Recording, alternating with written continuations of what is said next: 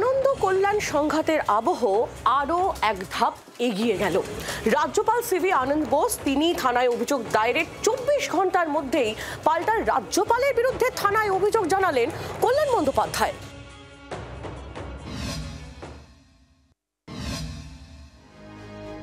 রাজ্যপাল সিভি আনন্দ বোস বনাম তৃণমূল সাংসদ কল্যাণ বন্দ্যোপাধ্যায়ের সংঘাত সপ্তমে উঠল। এবার রাজ্যপালের বিরুদ্ধে এফআইআর দায়ের করলেন কল্যাণ। বুধবার হেয়ার স্ট্রিট থানায় অভিযোগ দায়ের করা হয়েছে। ভারতীয় ন্যায় সংহিতার 61, 152, 192, 196 ও 353 নম্বর ধারায় অভিযোগ দায়ের করা হয়েছে বোসের বিরুদ্ধে। আমি সিভি আনন্দ বোসের এগেনস্টে অভিযোগ করেছি। উনি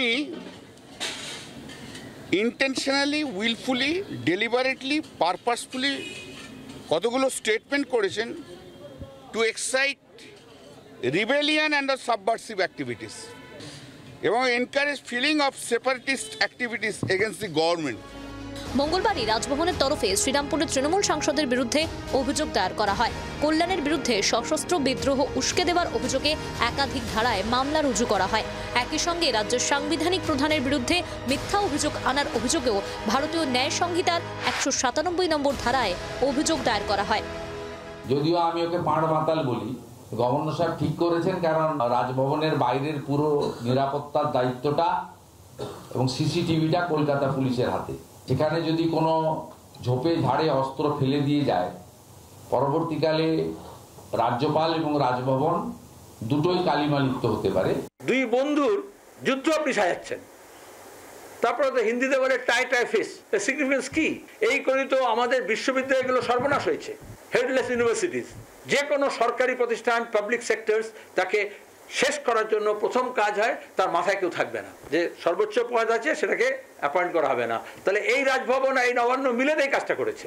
রাজভবনটা জনগণের ট্যাক্সের টাকায়, ওটা বিজেপি পার্টি অফিস চালানোর জন্য না। যদি বিজেপির পার্টি অফিস বেয়ারারে কাজ করতে হয় তাহলে বিজেপির মুরলীধর সেন লেনের অফিসে গিয়ে করুক না, বারণ তো কেউ করেনি। যেহেতু সাংবিধানিক রক্ষা কবচ আছেন তাই এখন কার্যকলাপ হচ্ছে না, কিন্তু চিরকাল তো উনি রাজ্যপাল থাকবেন না। ওনার সমস্ত অভিযোগের তদন্ত হবে, উনি যেন এটা ভুলে না যান। বিতর্কের সূত্রপাত দিন কয়েক আগে। কল্যাণ দাবি করেছিলেন রাজভবনের অন্দরে নাকি বোমা বন্দুক মজুত রয়েছে। এরপরই গত সোমবার রাজভবনের তরফে বম্ব স্কোয়াডকে খবর দেওয়া হয়। সিআইএসএফ ও রাজ্য পুলিশ দিয়ে আগ্নেয়াস্ত্রের খোঁজ করা হয়। খানা তল্লাশিতে কিছুই মেলেনি, প্রমাণিত হয়নি কল্যাণ বন্দ্যোপাধ্যায়ের অভিযোগ। তারপরই মঙ্গলবার আইনি পথে হাঁটে রাজভবন। 24 ঘন্টার মধ্যে একই রাস্তায় হেঁটে সংঘাতের রাস্তা খুলে রাখলেন কল্যাণ। প্রবীর চক্রবর্তীর রিপোর্ট, জি 24 ঘন্টা। বাংলার আওয়াজ, বাঙালির আবেগ, জি 24 ঘন্টা।